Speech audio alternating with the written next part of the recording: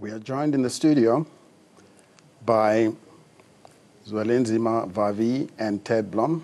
Ted Bloem is Mining Advisor and Energy Expert Coalition, and Zwelinzima Vavi is the General Secretary of SAFTU.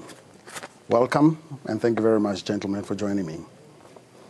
Starting with you, Zwelinzima, it appears that you have certain concerns about the signing of these IPPs, and it's quite clear that this is probably the beginning of the deepening of the rollout of renewables rather than a slowdown. So whatever concerns you have, they're probably going to escalate because this is going to continue.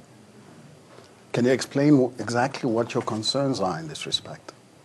Well, just to take your last point, which is yet again underlining the extreme sense of power and arrogance on the part of the government. Government doesn't listen to the poor, doesn't take into consideration the concerns of the working class, runs rough shoulders of concerns of anybody that stands to raise a flag on behalf of the most marginalized and the downtrodden in society. Our government listens more to the voice of the property class, the owners of wealth today, the multinational corporations, the rating agencies, the World Bank, the IMF, and to itself, basically. So I know that whatever we say just gets ignored, and whatever big business says gets taken forward by this government. I'm now talking generally. There are 13,000 to 14,000 service delivery protests in this country. They're not even reported in our newspapers anymore unless the protesters block a highway. That's the only time you will hear during the traffic news that some people are protesting against this and that. There was a massive strike by workers on the 25th of April. This government just ignored that and moved ahead and does whatever business wants them to do and to even say. Now, when it comes to the issue of independent power producers, firstly, as usual, there was no consultation with the trade union movement. There was no consultation with the Mpumalanga communities who are going to be impacted upon by any closure of the power stations that will flow from the signing of the 27 agreements with the multinational corporations that have been invited to come and invest in the economy, even though that government knows that will lead to a 40,000 jobs being lost in a Mpumalanga region that have already lost Highveld Steel, which was Everest, with 5,000 to 12,000 jobs at its highest peak gone. Now this is going to be exacerbated by signing of this agreement in an unprocessed way, a manner. We have a government that have lost its political will. It doesn't know whether it is coming or going. On one side, it says recently, we have enough energy in this country, we don't need nuclear. And so when Jacob Zuma was trying to sign a nuclear deal with the Russians, the people who are in charge of the ANC and the government today said, no, no, no, no. We don't need more energy. We have Kusile, we have, which is the other power station? Medupi, which is going to produce more than what we need.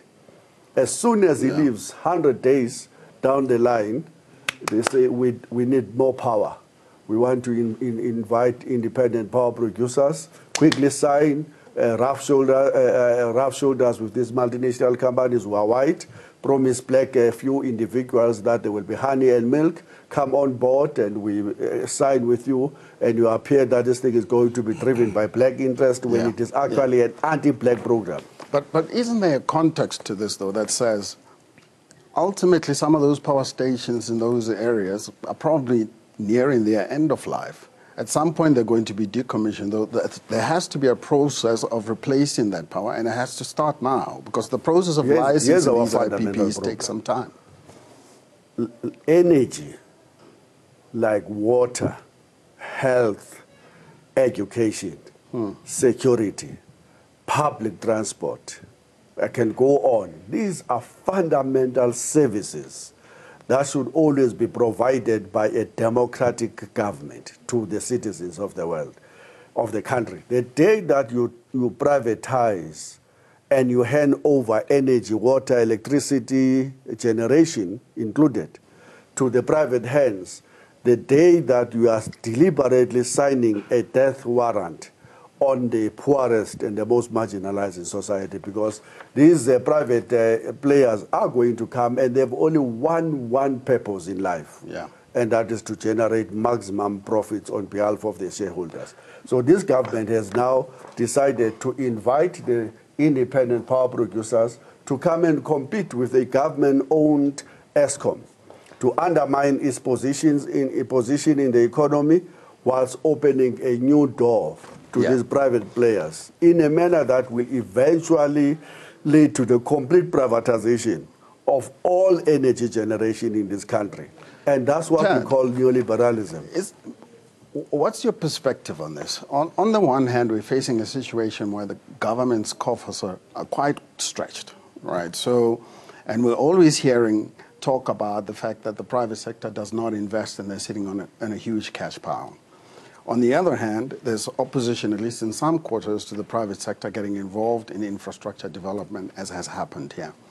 Is it possible for the government, with its constraints, to do all of this investment that is required in order to put the infrastructure in place, and putting it in the context of the IPPs in particular? Absolutely. Firstly, I want to agree with my colleague that energy is an infrastructural service and needs to be provided as cheaply as possible. Not only do you crowd out the poorest of the poor, but you crowd out all industry that isn't as profitable as energy if you have it profit-making. So it creates an umbrella under which nobody can survive. Right. And that creates a massive unemployment problems in this economy with our people and our attributes. So that really is a no-no. Maximizing the price of electricity is out. Secondly, just to take you back a few years, when Eskom was a non-profit entity, it was one of the top 5 utilities in the world with the lowest cost of electricity and good productivity. Now, whether it happened under the previous government or under this government is irrelevant because it's about a technical competency. Right. In 2007, this government went out and procured a new power station at more than 10 times the World Bank average. That's the cost of Medupi, and still rising. And then they went out and they didn't even do the second tender on Kusile, and that's also 10 times. So for 2 power stations, this government could have got 20 power stations. But what's the solution? So I'll ask you, what's the issue about affordability? If we could have 20 power stations, brand new, running under the previous pricing regime, where's the problem? Why do we have to privatize that? Well, that's what I'm getting to now. What is the solution? Because what we have here is a situation where, with government and state-owned enterprises, we attempted to address the issue. And we ended up with the cost overruns, and we ended up with, of course, and the delays as well. What seems to have worked well in this industry, in fact, are the IPPs. If you look at the cost of electricity coming out of the IPPs, if you look at the latest rounds, if you look at what's happened globally in Chile, some of the IPPs that have been commissioned, they're all coming at, what, 40% less than, the cost of coal-fired power, right? Certainly lower than the cost of Kusile and Medupi. How do we then justify going back to a state-run, commanded process of building power for South Africa? Okay, if I may suggest, let's set aside Kusile and Medupi because there's a commission of inquiry and all the corruption will hopefully be exposed there. The fact of the matter is the current coal fleet at Eskom is putting electricity onto the grid at 32 cents a kilowatt hour. Show me one renewable project that can do that and I'll buy you a cake. The second thing is renewables are not being measured as apples against apples. We run miners underground. We run smelters. We're a basic industry country. Right. We need power 24/7. Right. Renewables cannot, in the current configuration, provide 24/7 power.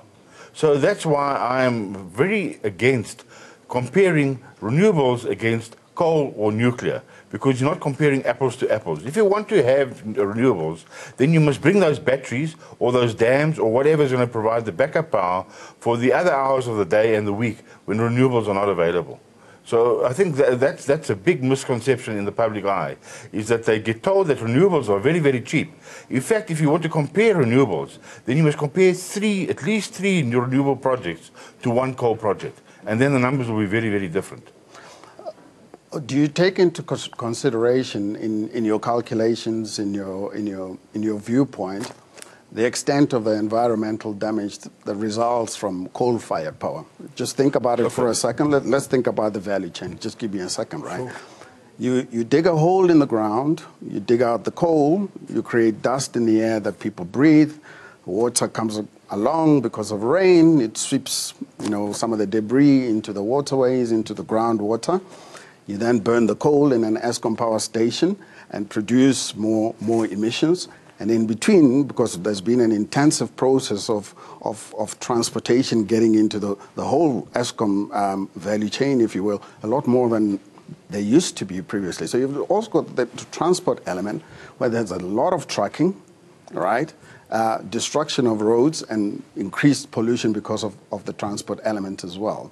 Do you take all of that into account when you look at the cost of coal and what it does economically versus renewables? A discussion of this kind must take into consideration the totality of the context. We are a developing economy. We are sitting with a crisis of the 6th largest unemployment rate in the world. Right. We're sitting with poverty at 55% of the population, with 14 million of our people going to bed every night on an empty stomach. We have become the most unequal society in the world. We're sitting with a youth unemployment of rated number 4, basically, by the ILO in the entire world. 61% of our young people aged below 24 years are unemployed. So whenever we talk about the need for a just transition from a carbon economy with all of the potential destruction and the real destruction that we are beginning to see, we have to take into consideration that we are a developing economy. We do need to save every job in whatever possible, and that we should never agree, and that's where SAFTU is coming from.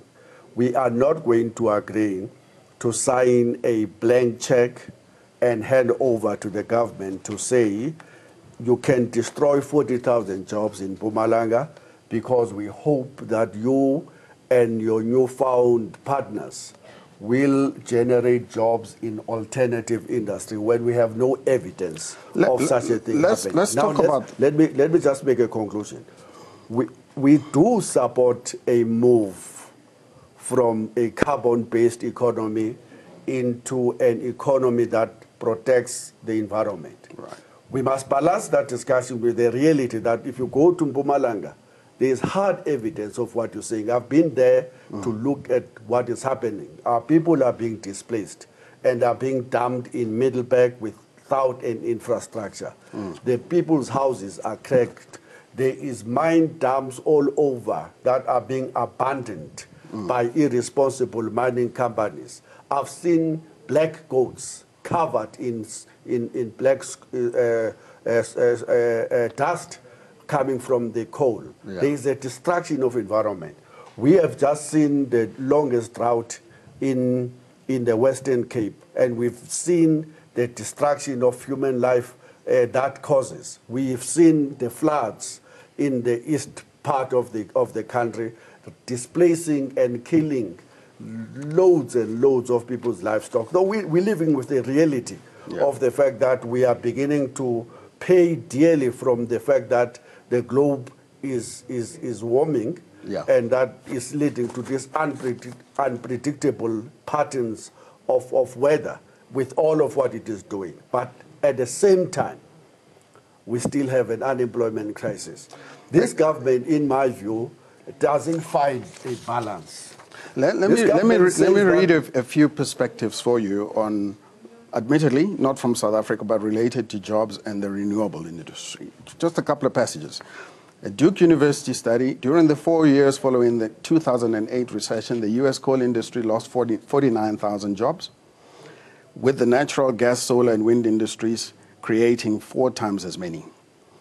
WWF, that's in the U.S., WWF Climate and Energy, renewables create, that's a study they did, between 3 and 6 times more jobs for the same amount of energy produced than fossil fuels or nuclear. Germany, 400,000 renewable jobs, 9 times more than the equivalent nuclear at its height, when they were both at 30% of the production.